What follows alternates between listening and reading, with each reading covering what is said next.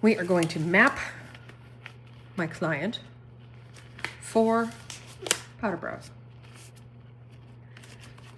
So when we get started again, we always want to use the inside corner of the eyes because everybody's nose is always a little crooked.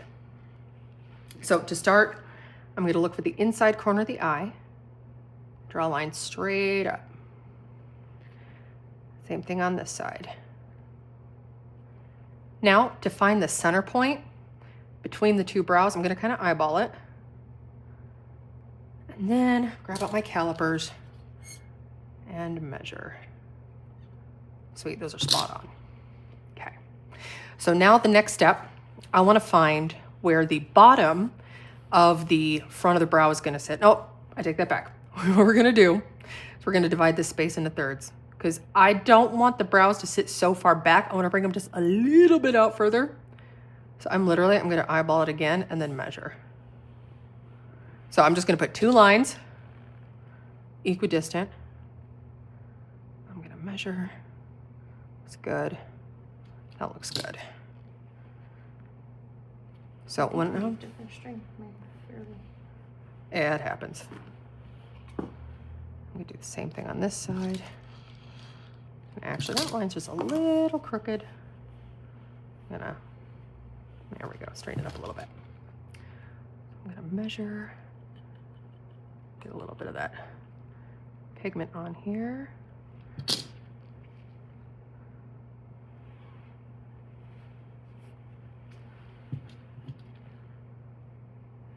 And there we go.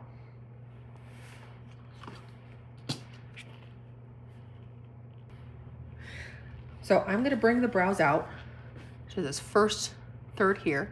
So I'm going to go ahead and get rid of this line here so I don't confuse myself. A little Vaseline on the back of my hand to help get this off the mannequin head. Okay. All right, get this out of the way. So now the next point I want to find is where the top and bottom of the front of the brow is going to sit. And again, a lot of this is going to be just dependent on your client's facial structure, bone structure, muscle structure, where the natural hair sits. I'm going to put this right about here. I'm going to put the top of the brow bulb right about there. And again, there's no hard and fast rules. Typically when I'm looking to place this line, I'll look at like the client's natural hair growth and I'll try to follow that same arch if they have any. Otherwise, I'm just kind of looking for what looks good depending on like their bone shape and their preferences. All right, now the next point I want to find is where the arch is going to sit.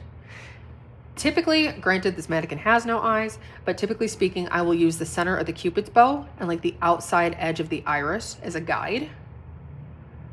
And I will just put a little line right here. All right, there's the intersection here. That's where I want that to sit. Now, to get it to match the other side, I'm going to take my calipers and I'm going to measure straight across, making sure that the points of these calipers are sitting directly on those lines. I'm going to make a note, it's 29 millimeters. And so I'm going to get a little bit of this charcoal on my caliper, measure out on this side, put a little dot. That is where that is going to sit right here. So here's that point. There. Those are those points. This is all going to turn into a big old game of connect the dots. So now, as far as the height of the arch goes, I want the arch to sit higher than the top of the brow so we can get that nice, rounded shape.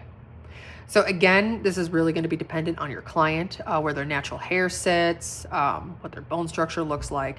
This is where, a lot of that art comes into it.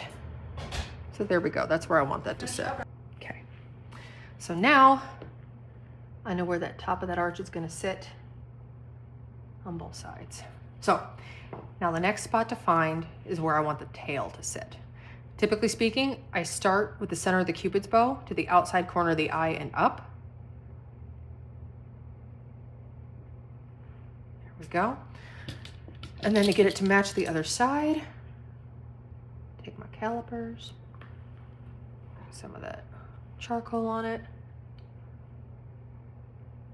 make a little line. Now I know this is where the end of my tail is gonna sit.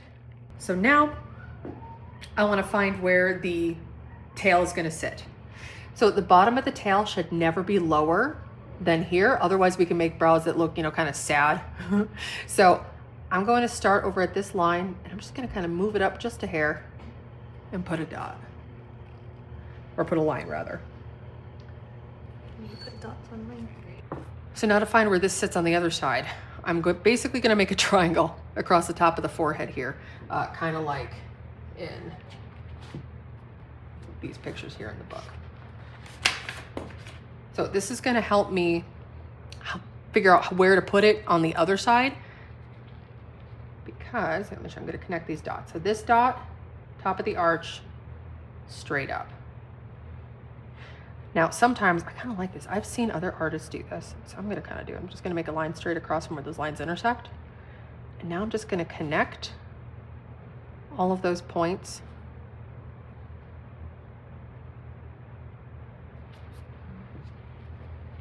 And now I have my tail right here and right here.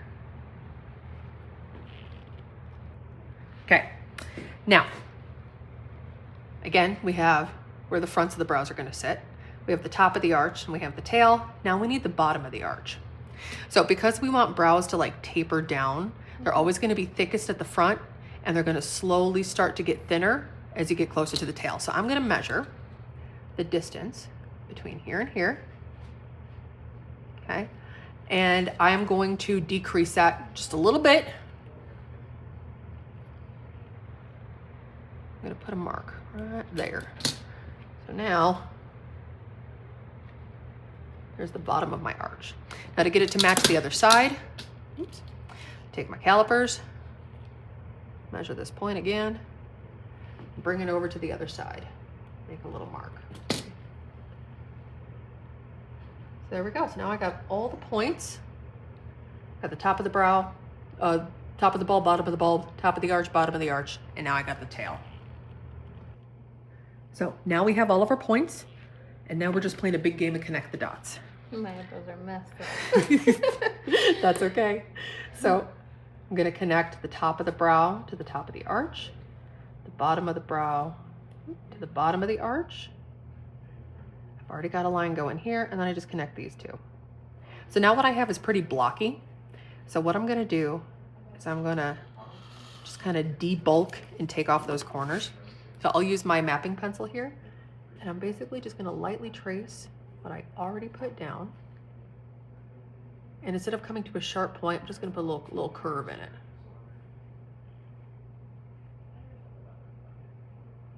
Taking off that sharp point, just putting a little curve in it. And then I could make any small adjustments that I need to make it look nicer.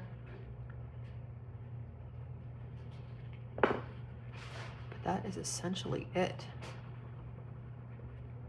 And then before I show my client, I always clean up these lines a little bit. So one, they know what they're looking at. And two, just like having it look nice and clean is gonna give them a little bit more, confidence in your skills. So now you just gotta make the other side match. Connect those dots again.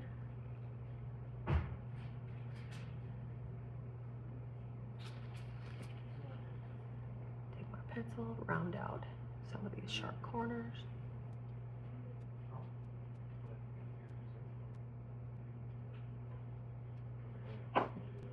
And then, after you're done, always go through and double check your measurements. I leave a lot of time in my appointments so that I can take as much time as I need to map and get everything perfect. Because this is the stage where it's really easy to fix things if they're a little uneven, not so much if we actually start tattooing some pigment in there.